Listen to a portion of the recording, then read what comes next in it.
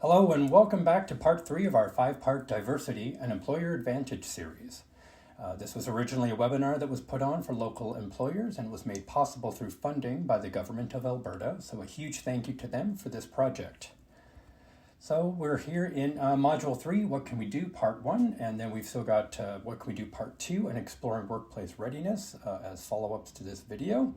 So we'll get started here. And when we left off last time, we had begun to fill out the Venn diagram here and had the 3 main definitions filled in. So in this video, we're going to actually begin to fill in some more of those spaces and get that sort of filled out towards the center there. So diversity, equity, and inclusion. What can we do? So this whole series is really built around newcomers to Canada, but what we can also do is look through the lens of newcomers to the office as well. And when you have anybody who's new to the office, when you have this little sort of formula that we've got going here, you'll sort of see that when we put diversity plus equity plus inclusion, which is diversity of people and perspectives, the equity that you put in your policies, practices, and the positions, as well as inclusion via power, voice, and company culture, you really aim for and achieve an engaged and high-performing team. So something we want you to think about this as well from the engaged and high-performing team perspective is to ask yourself, which of these 3 have the most profound effect on you as an individual in your workplace? Is it diversity? Is it equity? Do you feel included? Or if you're a leader in your business, trying to figure out which of these do you actually think need more work than the others. So those are sort of some questions to consider when you're trying to figure out, how can I get my team engaged in being a high performer? So moving on here, when we look at hiring and workplace integration, we sort of see that there definitely is some disjointedness there. So we have a little infographic here to sort of highlight and sort of walk you through this process here.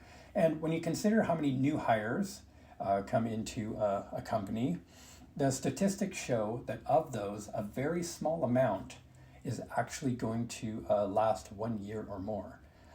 It's estimated that that's about 17 to 33%, and of those, the rest will actually leave within the first year. When you look at the actual annual turnover by job type, you can sort of see they've got some examples there, and standard retail, 75 to 150%. All the way up to positions such as a sales and cashier, anywhere from 100 to 200%. So the actual annual turnover can be quite high. And the reason we want to bring that to your attention as an employer is that the cost to replace an hourly worker is probably a lot higher if you haven't looked into this than you would actually expect. So the low estimates are actually about $3,500 per person, and can go up totally from there depending on how active and how educated and the higher experienced team person that you've got on your team there. And the reason for that sort of cost estimate is that many people don't factor in how much time of various employees, could be HR people, you yourself as a manager. It's actually estimated that 14% of a manager's time is actually spent on hiring activities. So when you really factor in how much it could cost you potentially to be losing employees, especially if you lose a lot of employees every year, that you need to be sort of thinking about that. So some considerations we have moving forward is the new Canadian workforce. So immigration actually accounts for 71% of Canada's population growth and 90% of its labor force growth. So considering new Canadians is something that we want everybody to be aware of. Some things moving forward in the future is that it's estimated by 2034 the number of deaths in Canada is actually supposed to be exceeding births. And by 2040 that over 25% of Canada's population will actually be over the age of 65.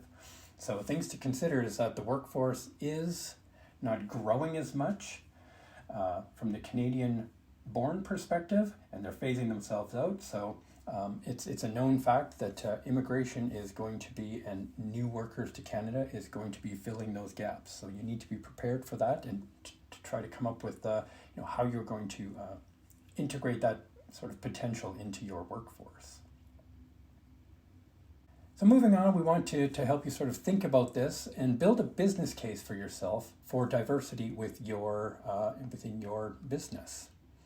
Obviously, the business case now is going to vary from business to business, and it all depends on the size and scope of the company that you currently own or are working in. So, for example, if you're a small business and you're just on the ground level, so to speak, and you may not even have an HR department, versus large companies who have HR departments who are already like integrating and factoring all these type of things into their sort of policies and procedures. So when we look at some of the benefits, obviously you're expanding your talent pool that you're able to pull from when you consider newcomers. When you hire newcomers and diverse employees, you're increasing that sort of employee engagement and trust, knowing that all people are welcome to be working for the company as long as they're skilled and have the ability to. You're also getting new perspectives in innovation that can come from people of different cultures and different places who have seen different things and might just have a new spin on, how things could be done in the company. It can lead to better decision making from people with that trust and just building sort of an improved performance overall.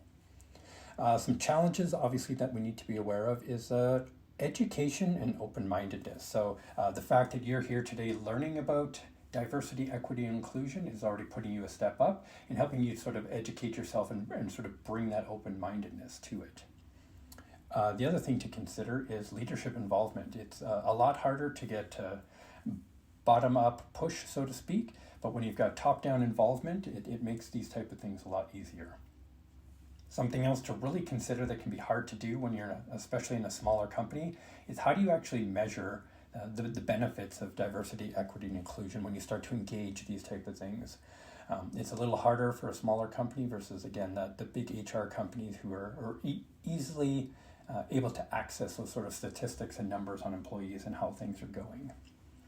Another challenge is obviously intervention and training. So making sure that when any challenges come up from hiring new people, intervention is being taken place to make sure that any issues that are arriving are being dealt with, and at the same time training current employees on the sort of things that are needed to help integrate those newcomers into the workplace. And then of course silos is again something that's very prevalent in bigger companies where working teams are separated, and depending on the company it could even be smaller companies as well. You could have a production plant that has 20 or 30 employees, and then you've got the more corporate side with the sales and marketing teams who are very, very separated. So making sure that perspectives across both of those are actually the same can be a little bit of a challenge.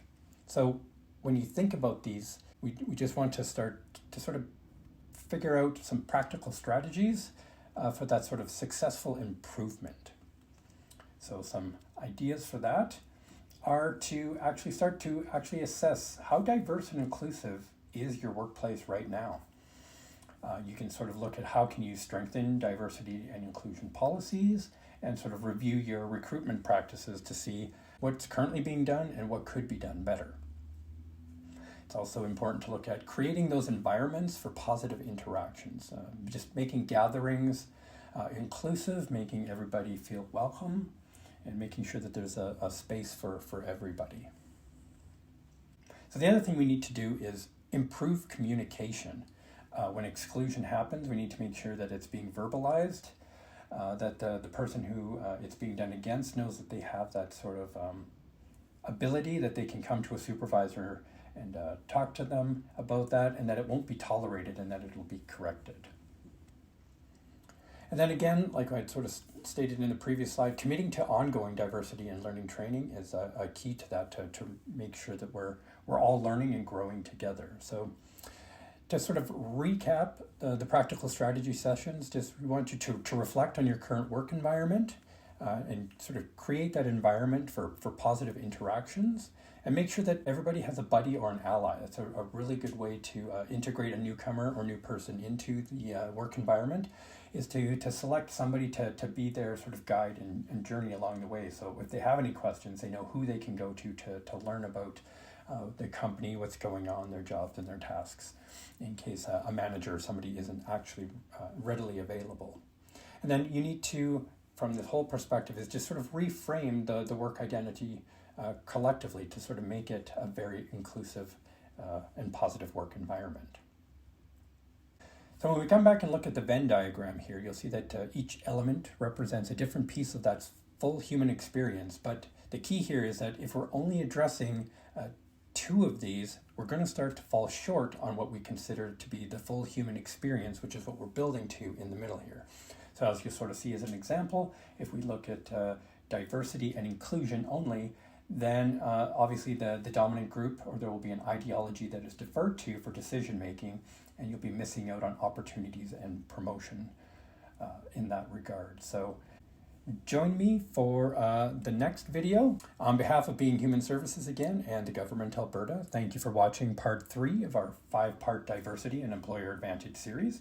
I hope you will join us for the remaining 2, because making a lasting difference, it's going to take all of us. Thank you.